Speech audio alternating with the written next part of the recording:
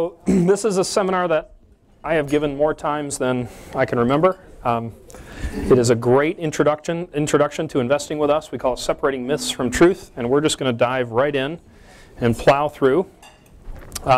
There are little packets in front of you that I would ask you to fill out here and there. So try to open that up to the first page. Most of it is outline, but there are places that I'd love for you to fill out so that it's a better resource for you when you go back through it if you have any questions later. Does everyone have a pen? We have some extras. We can get them to you. Great. All right, so separating myths from truths. And what we're going to do is a three-part outline. We're going to dispel some of the traditional investment myths. We're going to tell the true story of investing. And for those of you who are not yet clients, we will give you an opportunity to become clients and have the peace of mind that your investments are doing what they should be doing. A myth is a story made up to explain something that's beyond maybe the science of the day, beyond what we can see. And a great example is the world used to be the center of the universe, right? And in fact, the sun was, but the Catholic Church believed it was the earth. And then when there was proof, you know, you even try to excommunicate those who try to tell the truth. There are vested interests in keeping things the way they are, and we'll get into some of those vested interests here a little later. And these myths are prevalent. When I talk to clients, when clients call me, as they have a lot in the last 2 to 3 days, a lot of what they're asking me for is not something that I can do. They're asking me to tell the future and to tell them what's going to happen. There are traditional investing myths. Stock selection. I know which stocks are going to do better than which other ones. Track record investing. Maybe I'm not the one to know which stocks will do better than others, but some manager out there has really done a great job buying and selling, and their fund is on the Morningstar 5-star list, and I'm going to buy based on that track record. Number 3 would be market timing. Should I be in or should I be out? And number 4 are the costs of investing. What are the myths surrounding the costs? All right, so we're going to plow through these 4 in the first section of what the myths are. So stock selection is defined as choosing stocks based on a belief that they'll do well in the future. Nothing wrong with that, right? All of my clients own stocks based on a belief that the stocks will increase in value over time, and historically they have. The myth, though, is that investment advisors, me, or investors, you, can consistently add value by predicting which stocks are going to be better, and that they have superior skill over others. All right, it's a myth. The following chart is not in your handout, but it shows from 1923, when the first mutual fund came out, through 2009, and our updated 2010 numbers are in. They're just not on the form yet, but it's just more of the same. Mutual funds were being added annually here, so the total number of funds was increasing. And right about here you started to see some dead funds start to emerge. All right? The total number of funds open in 2009 that you could have chosen from are 27,000 almost. More funds than stocks. More combinations of stocks than stocks themselves. The number of born from 23 till the end of 09, or the beginning of end of 09, was just over 43.5. The total number killed were 16.7. What happens to the return of dead funds in the numbers? Disappear. They're not used. The dead funds, you can see this, I think. It's not again in your form. We'll get some more information from in your handout, but 99 negative, 80 negative. The average return on the worst 200 mutual funds ever opened was negative 77%, and it is not in the prospectuses of the mutual fund companies that are showing you what their average returns are, because they kill them and they don't have to promote the returns of dead funds. What we did is we went back. This was now when I say we, Matson Money is a group that I work closely with, did a very expensive in-depth study putting all of the dead funds back in. How many of you in a 401k have seen a fund be discontinued and you had to choose another one? So it happens very often. Most of the time it's because it was killed for purposes of return.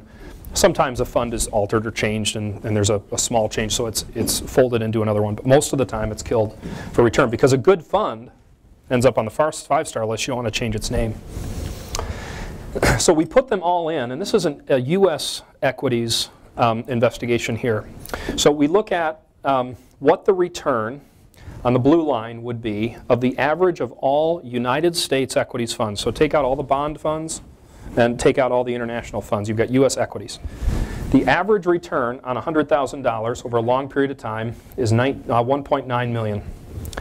The average return of the S&P 500, or the CRSP 1 through 10, which is all stock sectors, small and large, would have taken 100,000 from 73 all the way to 3.0 million or 3.1 million. The wealth lost to active stock picking is over 1.1 million over that 30-year period of time when you put the real data back in. When you look at it internationally and conservatively, so you bring in all of the funds that could have been chosen, all the bond funds, all the conservative funds, all the international funds, and you cast it and the return on $100,000 over a 35-year period of time against even our most conservative fund, which experienced this whopping 4% decline over the big negative Great Recession we just experienced, you're talking about a huge difference in return when you put that data back in, and it's missing now from the prospectuses because they're killed before the prospectuses have to be printed. So stock picking is a losing proposition.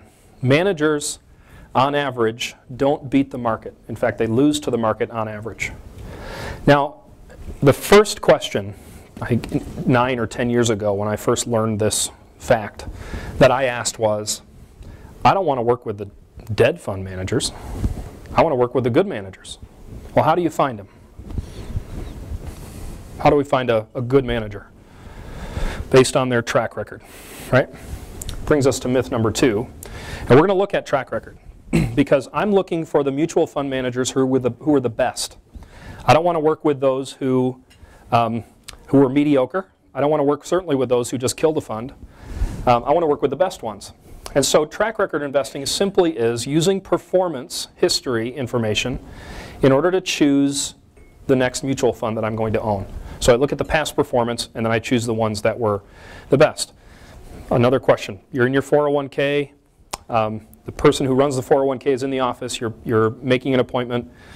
How many of you have chosen funds based on a 5-year or a 10-year performance, and you chose the best fund out of a list or a fund off of a 5-star list because of the performance was good? Okay, we probably all have, whether or not we really know that that's what was happening. The myth here is that finding funds that did well in the past is a reliable method of finding the funds that will do well in the future, and I'll show this to you. Now, in your form or in your handout, after the graphs page, you can see this. These are a little skewed. This belongs over here. But what we did is we ranked the top 30 mutual funds based on their performance from 1990 to 1999. Now, if it's January of 2000, this is the list you want to know about if you're a track record investor, right? They're the top mutual funds. And let's just define out what top means.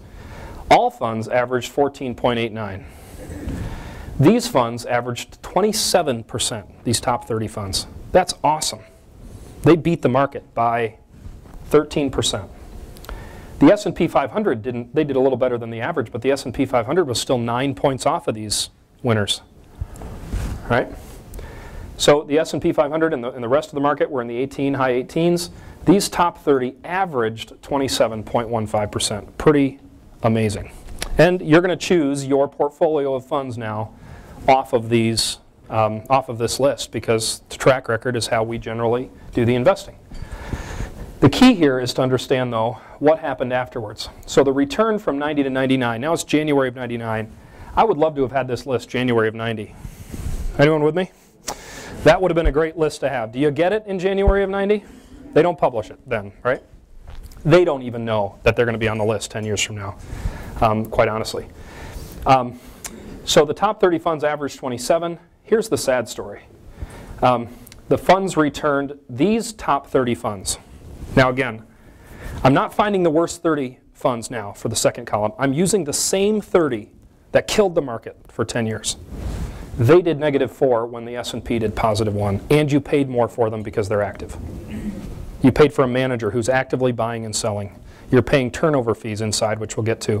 Whenever a stock is bought and sold, it creates a turnover cost, a bid in the ask spread. So this is really what you get when you choose the top 30. Now let's look at a shorter period of time. This is a period from 90 to 94, other side of the page in your handout. Again, the top 30 funds during this 5-year period of time, you're here in January of 95, you're in your 401k office or in your financial planner's office and saying, hey, I'm not happy with these few funds, show me some winners, right? Well, these are the winners. These are the 30 best, and they did 18% when the market did 8. Pretty good again. They beat the market, they killed it. This is even worse because it's more hidden. What happened over here was that the top 30 funds now increased their rate of return almost 3% from the previous 5 years. You feel confirmed in having chosen the top 30 funds because they did 18 when you chose them. So that you chose them based on the fact that they did 18%. You choose them, and now they do 21% per year for that next 3 years. Pretty good. Wow, I did a great thing. Track record investing works. Unless you see what the S&P did, 27%, 28% for the S&P 500. You underperform the market 7% again, having worked with the top funds that you could have worked with, and you paid more for them, again, to own them. And it's even worse because folks didn't recognize it. These top 30 showed you, and your financial advisor, they showed you the S&P